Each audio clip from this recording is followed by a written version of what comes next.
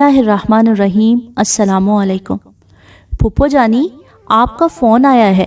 4 سالہ ملیحہ نے پھپھو فضا کے پاس جا کر اطلاع دی۔ لینڈ لائن پر آپ کون فون کرتا ہے؟ پتہ نہیں کس کی کال ہے۔ فضا نے پاؤں میں چپل پہنتے ہوئے سوچا۔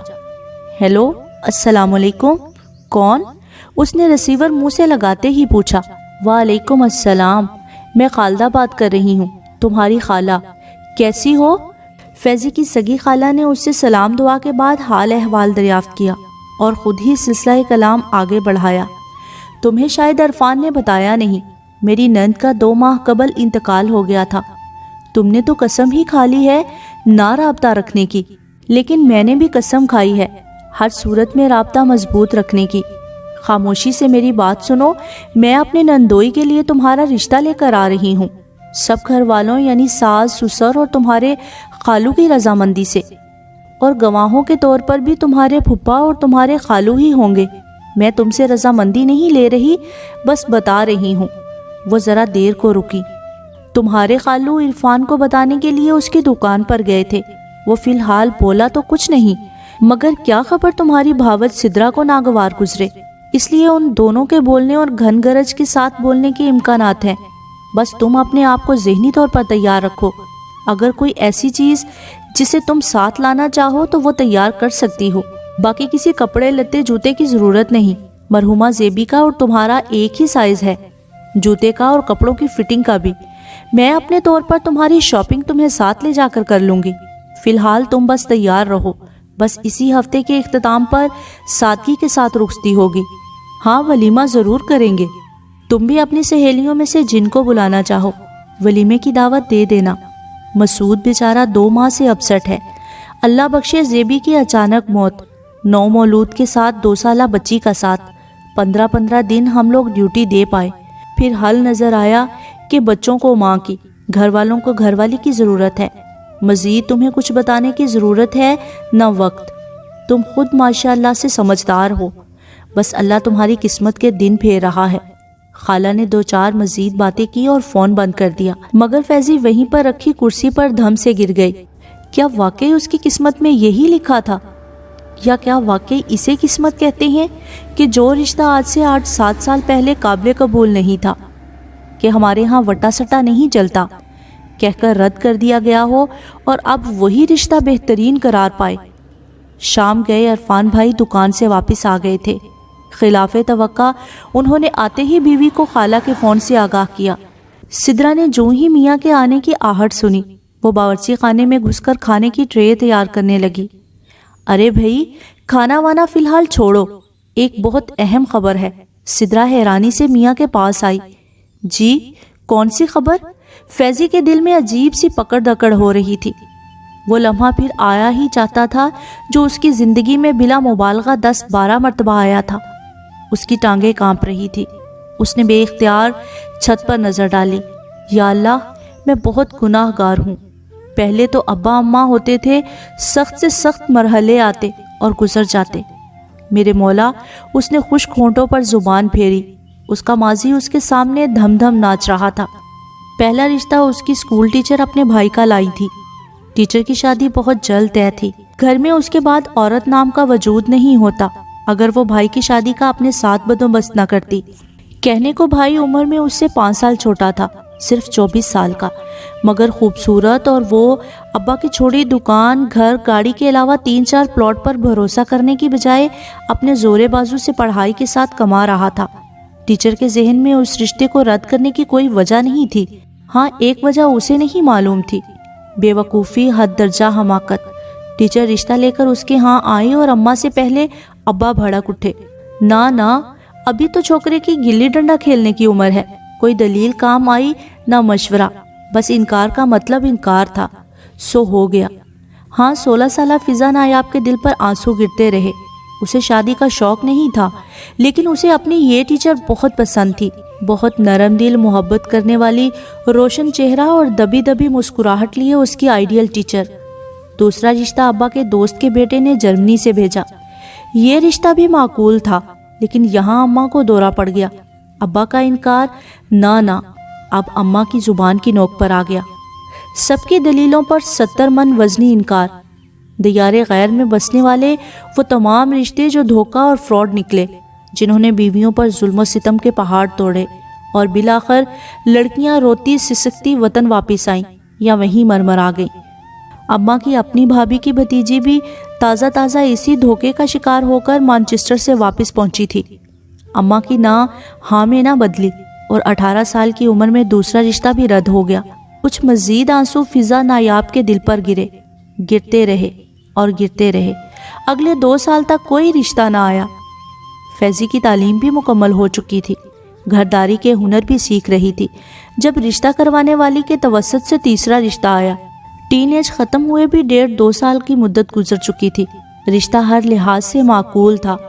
2 بھائی 2 بہنیں، بھائی ایک شادی شدہ اور بہنیں دونوں جائیداد کے نام پر پورے علاقے میں امیر کبیر تصور کیے جاتے تھے۔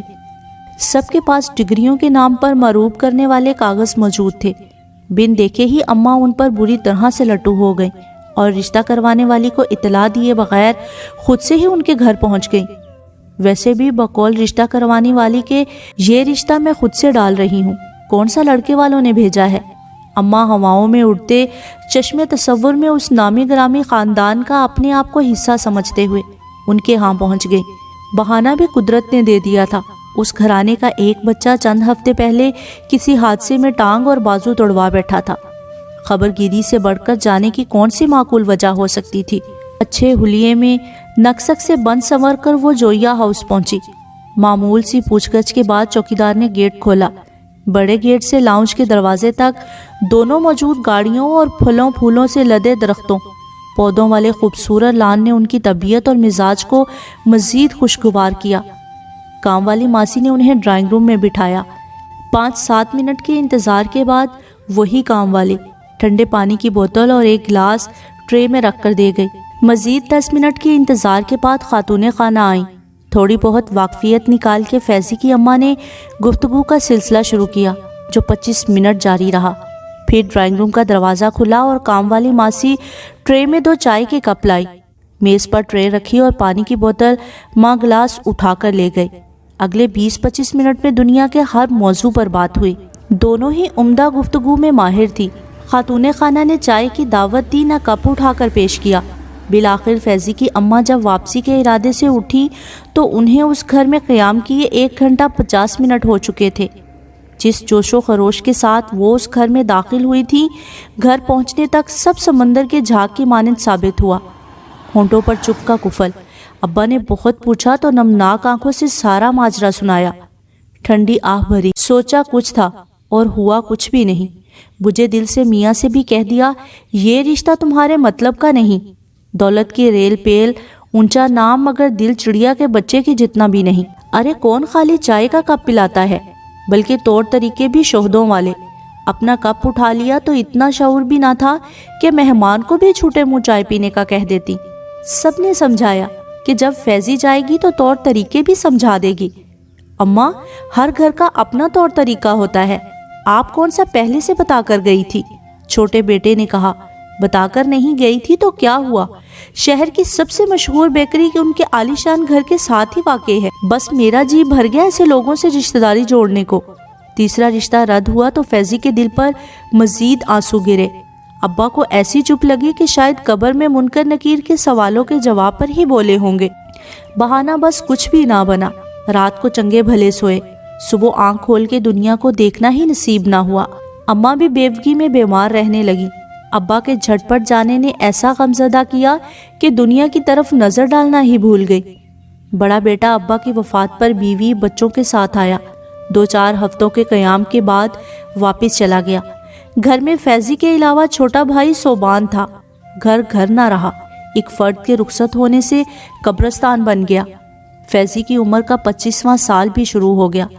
اماں کو خوب سمجھ آ گئی تھی، ہر لحاظ سے اچھے رشتے کو رد کرنا اچھی تقدیر کو رد کرنا ہے، اس لیے اب رشتے آنے بند ہو گئے، اچھے نہ برے۔ رشتے کے لیے آنا خواب ثابت ہوا۔ اماں روتی رہی، دعائیں مانگتی رہی، مگر رشتہ آیا ہی نہیں۔ فیضی نے مقامی نجی اسکول میں ملازمت کر لی۔ اماں کو کسی نے 1-2 وظیفے بتائے کہ ختم ہونے سے پہلے رشتہ آئے گا، اور واقعی وظیفہ مکمل ہونے سے پہلے رشتہ آیا بھی، لڑکا سعودی عرب میں مقیم تھا۔ اچھے شریف ملنسار لوگ تھے۔ دولت کا کیا ہے، ہاتھ کی میل ہے، ہر کوئی اپنے مقدر کا کھاتا ہے۔ لہٰذا اماں نے ہاں کرنے سے پہلے سعودی عرب میں مقیم بڑے بیٹے کو کوائف بھیجے۔ بیٹے نے 4 دن کی مہلت مانگی اور 4 گھنٹوں میں انکار کر دیا۔ نہ اماں، جس کمپنی میں مجھے سب سلام کرتے ہیں، میرا سعودی کفیل مجھے مختار کل بنا چکا ہے، اس کمپنی کے چوکیدار سے بہن کا رشتہ۔ امی ایسا سوچے بھی نہ، ان نچلے طبقے کے مزدور لوگوں سے سلام دعا بھی ہنس کر لو تو یہ 1500 ریال قرضہ مانگ لیتے ہیں۔ ویسے بھی اماں، میں تو سوچ بھی نہیں سکتا کہ اپنی کمپنی کے چوکیدار کو بہنوئی بنا کر متعارف کرواؤں، بس آپ بھی انکار کر دیں۔ لڑکے کی داڑھی، پاکیزہ سوچ، 5 وقتہ نمازی ہونا بھی کام نہ آیا۔ باپ ظالم تھا نہ ماں، بھائی پھر انکار کر کے کہاں سے ظالم ثابت ہوتا۔ اماں نے اس رشتے کے جانے کا ایسا صدمہ لیا کہ ابا کی طرح جھٹ پٹ تو نہ گئی مگر چلی گئی۔ جس اونچی ملازمت اور شان و شوکت کی وجہ سے بہن کو نیک اور صالح رشتے سے محروم کیا، وہی نیک اور صالح انسان فیضی کی خالہ کا نندوئی بن کر سب کی آنکھوں کا تارا بن گیا۔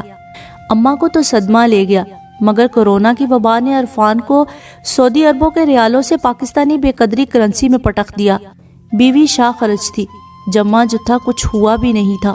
ریالوں میں کھیلنے والا بھائی واپس پاکستان آیا تو ہاتھ پلے کچھ بھی نہیں تھا۔